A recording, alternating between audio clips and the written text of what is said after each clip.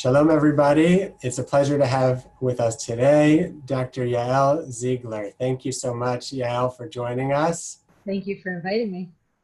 And I'm a big fan, for those of you who maybe are not familiar with Dr. Ziegler. So she's a very well-known and very beloved Tanakh teacher here in Israel and really to the Jewish communities all over the world.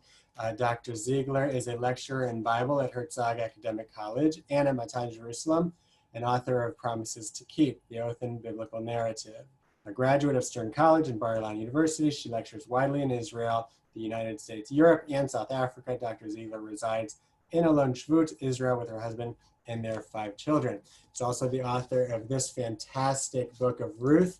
I highly recommend it, and we'll put the link to the book of Ruth in the notes, From Alienation to Monarchy. And this book has really changed my Shavuot. You know, we read the book of Ruth every Shavuot, and this has opened up my eyes. So first of all, thank you. Thank you. In this book, so you start off with an important chapter, your methodology of Tanakh study. And you talk about, you know, this, first of all, it's like almost 500 pages, all on a very short book in Tanakh. But it's because of your unique approach where you say you're attempting to fuse together traditional interpretations with scholarly interpretations. Could you please explain and expound a little bit on what you mean by that? Yeah, sure. So I guess my real love of Tanakh really was developed in the Beit Midrash, which is the study hall, right? And you know, the traditional interpretations, particularly Midrash, rabbinic sources, I felt often offered very deep readings of the text.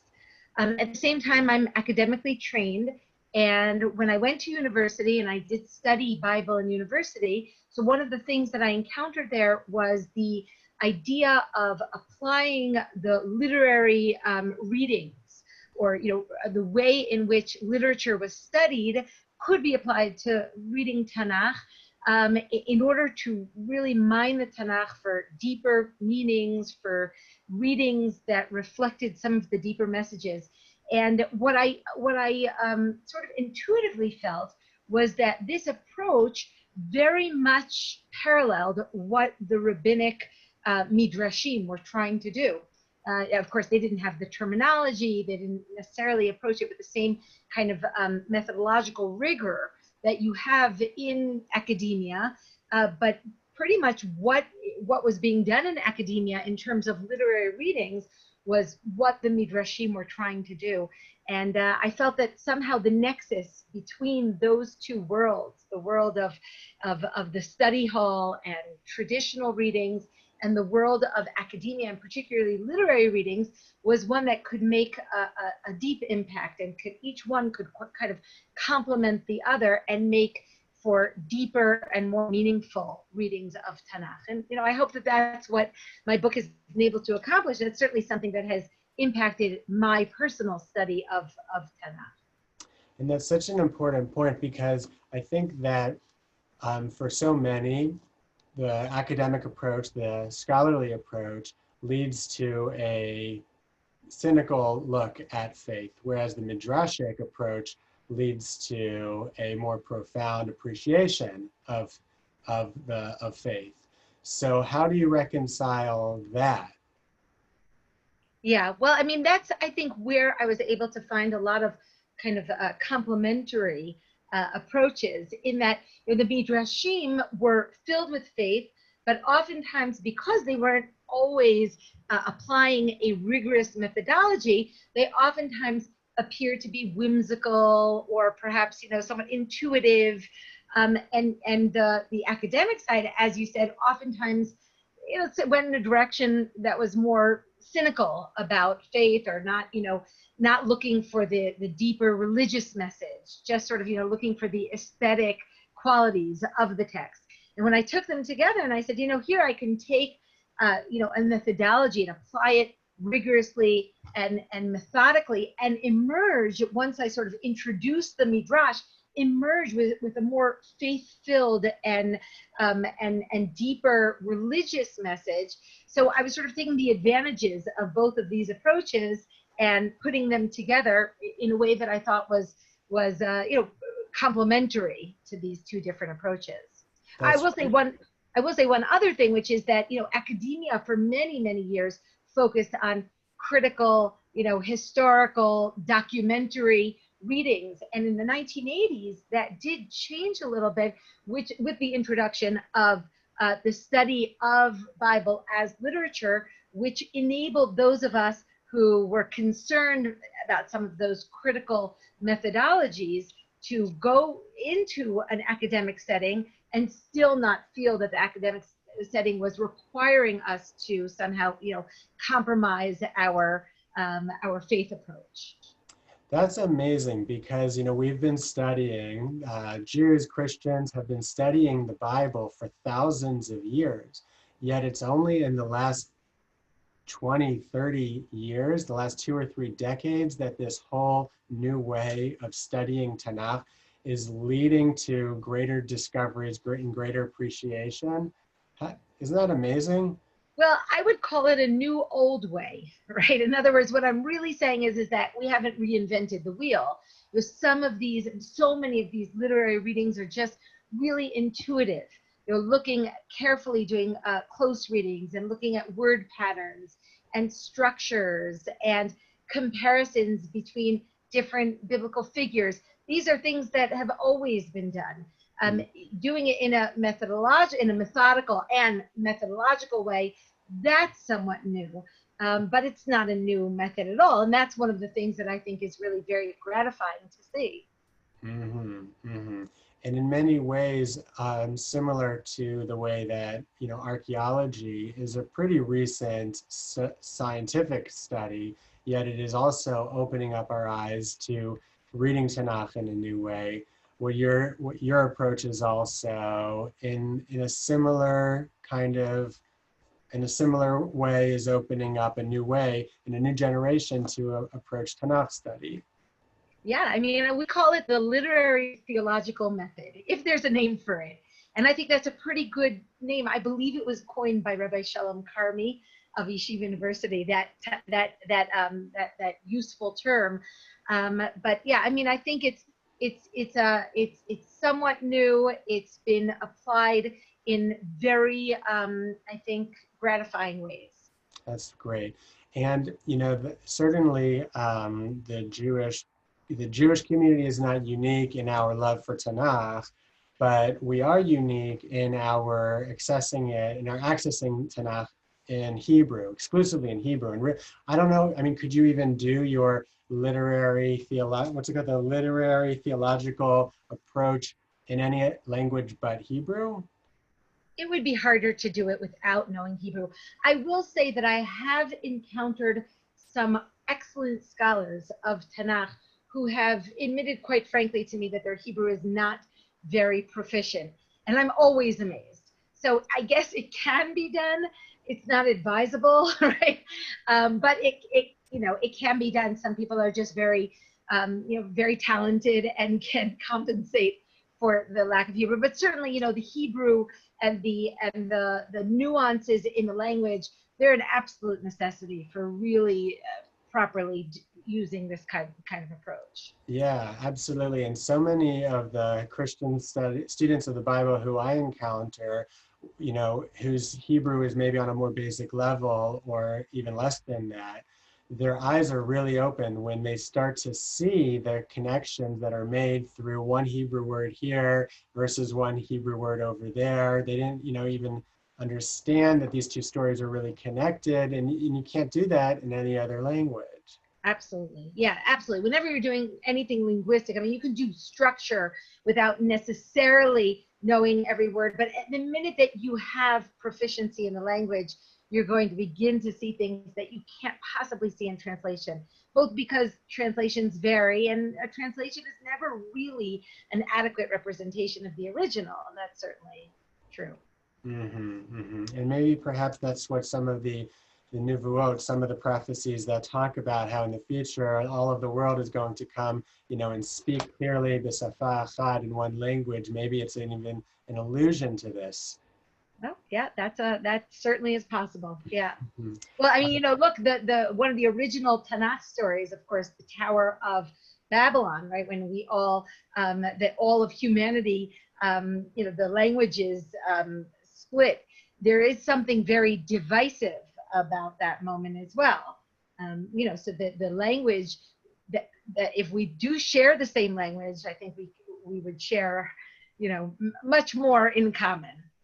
Absolutely. And again, so much of the fact that today we're really in a unique time where Christians are, for the first time, coming toward the Jewish people and using the Tanakh as a way to bring us together, and not using the Tanakh like it's been used historically to divide our communities. And like that, since the emergence of Christianity, and where they said, our New Testament replaced your Old Testament, and they would drag us into churches in order to forcibly debate the Tanakh. And now what's so incredible to me is how Christians are coming to rabbis or to Jewish educators like yourself and saying, teach us the Torah. We want to understand the Torah, not as a, because there's so much of a common language that we do have in common with the Jewish people. Yeah, there's something very redemptive. It feels like the stirrings of redemption when you think about some of those exciting new things that are drawing the world together. Yeah, and there's like very explicit passages in Isaiah and in Zephaniah that really do talk about what we're describing almost coming literally true. But I wanted to talk to you about Bracey. Bracey is, of course, the first book of Genesis, the way that the Hebrew Bible begins. And it begins in a very unusual way. It begins with this creation in the Garden of Eden. And you have a really, really amazing approach to understanding the Garden of Eden, not sort of as a one-time little episode, but as something that really impacts the Jewish people and really the story, the whole story of the Torah. Can you share with us your approach to the Garden of Eden?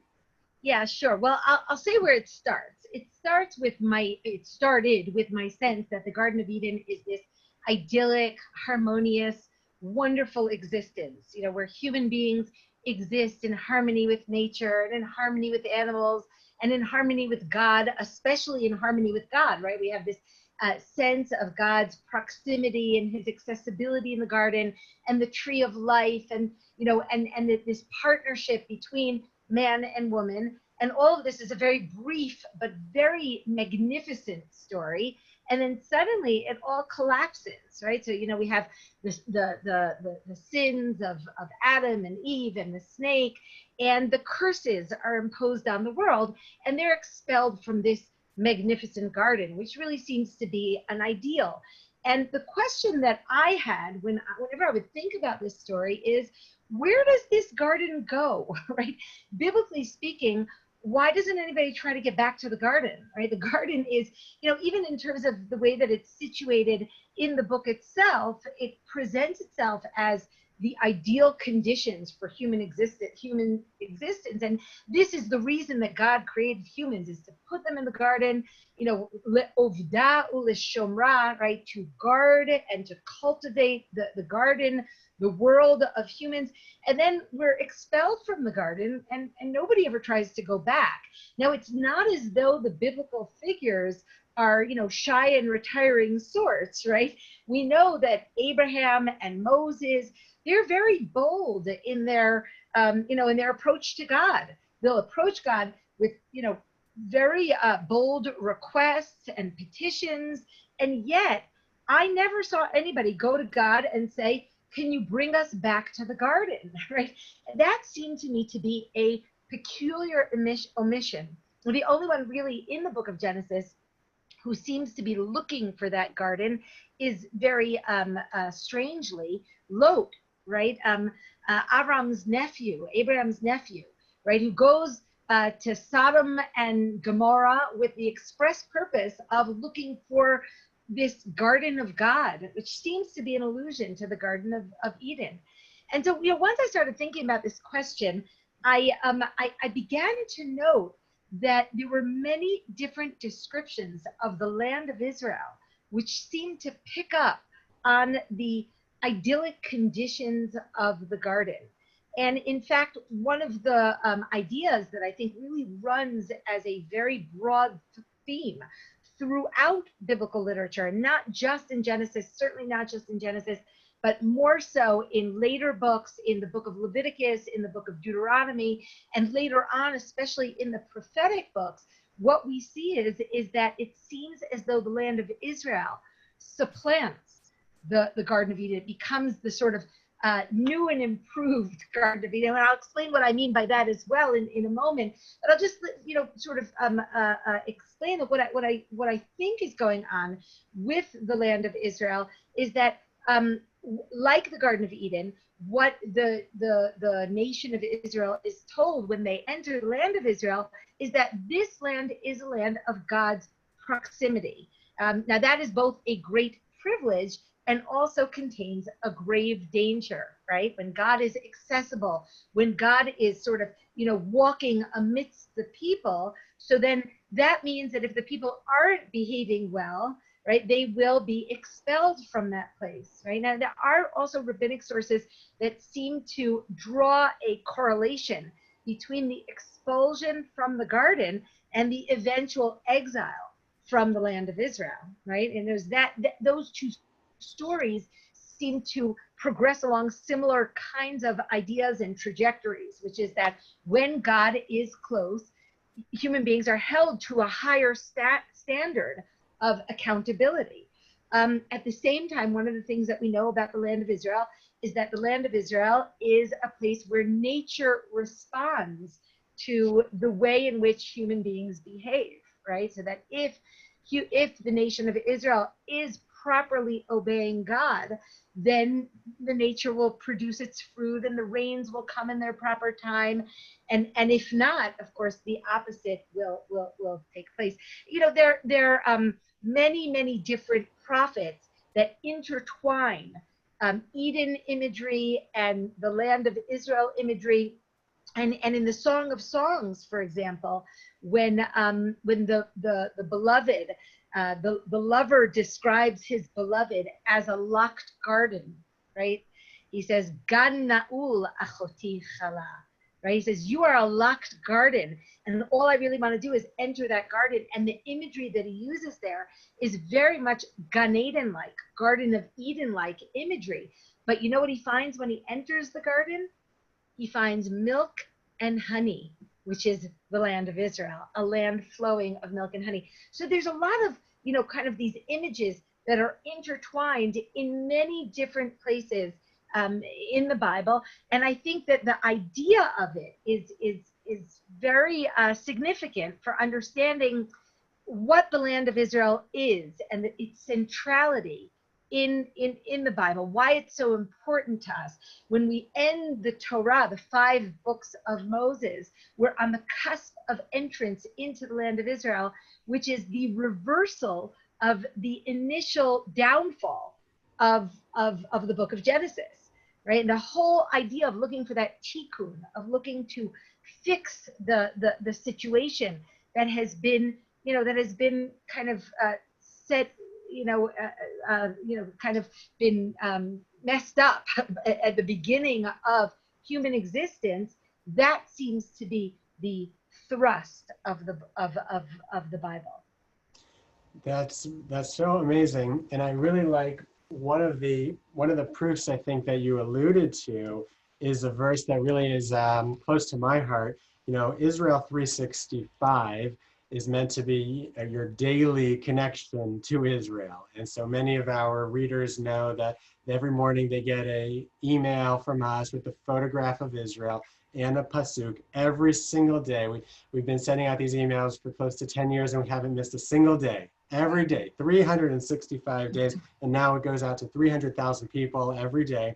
And it's based on this amazing pasuk that when I read it for the very first time, it opened up my eyes in a very powerful way, because it's the only time that actually I think that the entire Bible explains or tries to describe what God does every single day. And it says that the land that you're about to go into, this is in Deuteronomy chapter 11, verses 11 and 12.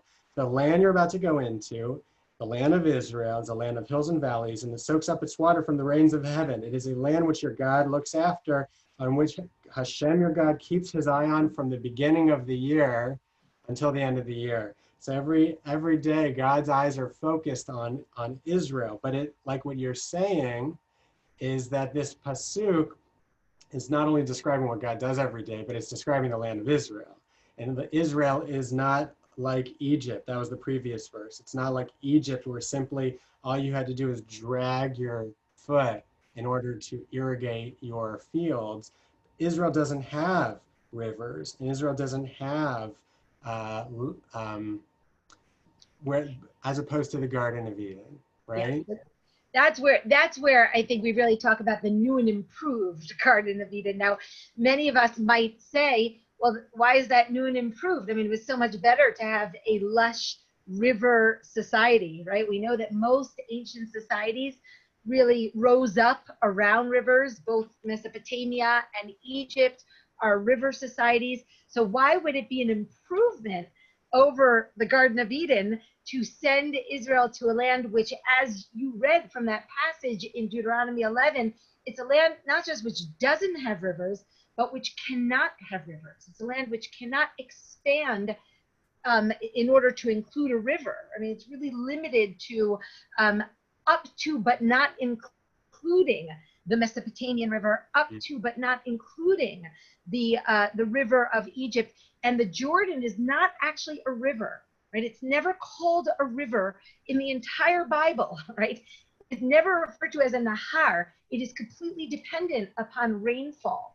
The Jordan River, we call it the Jordan River, but it's not called that anywhere in the Bible. And so the idea is that it may seem to be an inferior place because it doesn't have rivers, but from a theological viewpoint, it has a very important advantage, which is what you're saying, which is that, if in a river society like Egypt or Mesopotamia, people are depending on their own feet, on their own building of irrigation systems, such that what they eventually conclude is, my work, my labor is what accounts for my prosperity, leaving them in a situation where they can so easily forget their dependence on God and edge God out of the picture. Well, in the land of Israel, there's a built-in mechanism for recognizing our dependence on God, and that is the rain, right? And that's exactly what this passage is saying. This passage is saying, I may be sending you back to the Garden of Eden, but I'm giving you a small theological advantage, and that is that you don't have a river. You're going to have to look to the sky for the rains, look upward and not downward, and that will remind you of your dependence upon God, and it will help you from not messing up at least as quickly as humans do in the Garden of Eden. Mm-hmm. And so how does then that fit in with like the curse of Adam, that Adam was cursed, that he would actually have to toil? Yeah, well, I mean, toiling is not something that he was accustomed to in the Garden of Eden. You could look at it as the curse is not just that he has to toil, but that even when he toils, kots viddardar tatzmiach lach, thorns and thistles will emerge, and the land won't yield its produce easily. But that, toil itself is something which could easily it could be positive. I mean, again, I'm going to say one last thing about, that Ovdao Lishomra, which is that, Adam was placed in the garden to toil, right? It wasn't the toiling that, is necessarily the punishment. But I will say that work that he's doing, that labor that he's doing, it might be also service of God and not necessarily only describing agricultural work in the garden. And the reason that I say that is that because the perhaps the most intense expression of recreating the Garden of Eden in the land of Israel is in building the temple, right? If the land of Israel is a recreation of the garden, the temple is the most extreme recreation of the garden.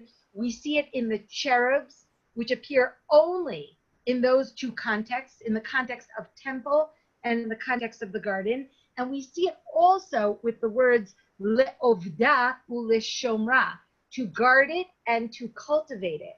So that the guarding and the cultivating of the garden kind of transposes in the temple to temple service, right? Bringing the sacrifices and maintaining the temple as service to God. So I think that there's a metaphoric element that is coming into play here as well. You know, certainly, you know, the work itself may be a way of cultivating the kind of personality to serve God, or the work itself in the garden may actually be describing service of God. But, you know, we're not going to solve all the problems today. But you started off and said, well, why, your initial question is, why doesn't Abraham try to go back to the Garden of Eden? Why doesn't Moses try to go back to the Garden of Eden? And I guess what you're trying to say is that by going towards Israel, that was going back to the Garden of Eden.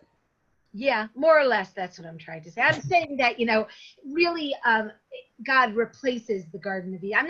The Garden of Eden for me is not necessarily a physical place. It's an ideal. That the idea of sending the nation of Israel to the land of Israel is in order to recreate those kind of pre-sin idyllic conditions of the garden, while at the same time maybe tweaking it a little bit, so which in order to give them some advantages so that they don't easily forget God in the context of prosperity, which I think is so common to the human experience. You know, there's no atheists in a foxhole, they say, and prosperity is a situation that we both aspire towards as a society and success, but at the same time, we're wary of it as a religious society. Okay, I just have one final question, because this is really eye-opening, and it really makes me appreciate Israel so much more. But a lot of, throughout our history, a lot of Jews, but also a lot of non-Jews, kind of, you said that the Garden of Eden is like a metaphor, but a lot of people even said that Israel is a metaphor. Israel is you know, is not necessarily or even a real place. Or Jerusalem's not a real place, it's an idea. We should all aspire to Jerusalem. And the Jews, unfortunately, over our history, we would say Berlin is our Jerusalem, or America is our Jerusalem, and we're not interested in going back physically to the land of Israel. Yet, why is it that God seems to want a relationship with mankind, with humanity, and why does it have to be done in a physical territory, whether it's the Garden of Eden or even the land of Israel? Isn't God bigger than real estate? Yeah, well, I mean, I think specifically within the context of the Tanakh, when God gives Abraham, the mandate and the blessing to become a nation, right? Once he's trying to set up a particular nation who can both bring blessings to the world, right? Through that nation, the world is meant to be blessed. And I will also bless those who bless you and curse those who curse you, right? That's right. And also, you know, have some kind of leading role in bringing the world to recognize God and to serve God and to spread the light of God. Once it seemed clear that there was a need for that sort of nation, which I think itself is a question. Why is there need for that kind of nation, which we won't go into right now.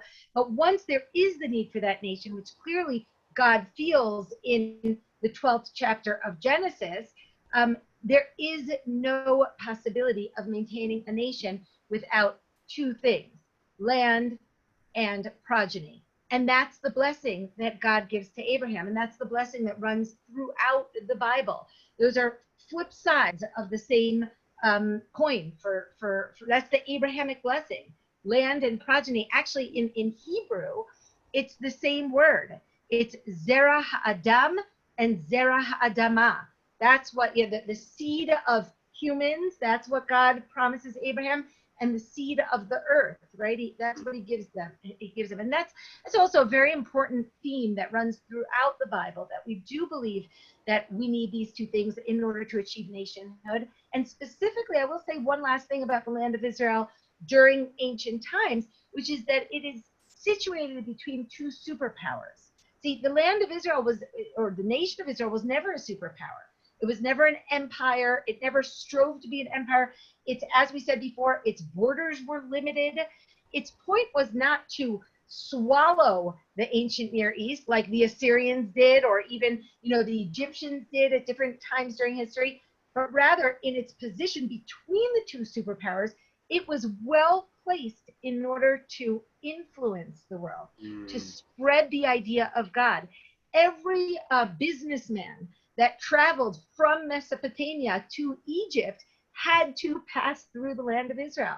And so that physical place was very well positioned in order to spread the word of God, as we say, Ki mitzion tetzei Torah udvar Hashem Yerushalayim, because from Zion shall go forth instruction and the word of God from Jerusalem.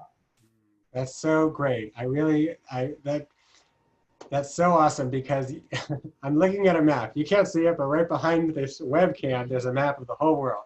And we have little Israel there. And I never really understood, why is it God could promise Abraham anything? God is a great God. God could say to Abraham, your descendants are going to be all over the world. But instead he says, no, your descendants are going to be, like you said, from the river of Euphrates to the river of Egypt.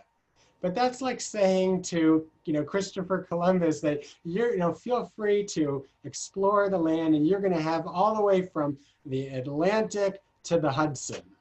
It's like Atlantic to the Hudson, why? Where's God's big imagination here? Why not be more generous for Abraham? But I think what you said is perfect, that it's like, in order to have a big impact, we don't have to have a big piece of land, but still we're meant to have a big impact. And that's what the land of Israel teaches. That's what the Garden of Eden teaches. And so thank you so much for sharing that with us. And thanks for participating, everybody. You could pick up the book of Ruth with the link below. And I understand the book of Lamentations is coming soon. Hopefully, yeah. Hopefully soon. Dr. Ziegler, thank you very, very much for this fascinating conversation. My pleasure.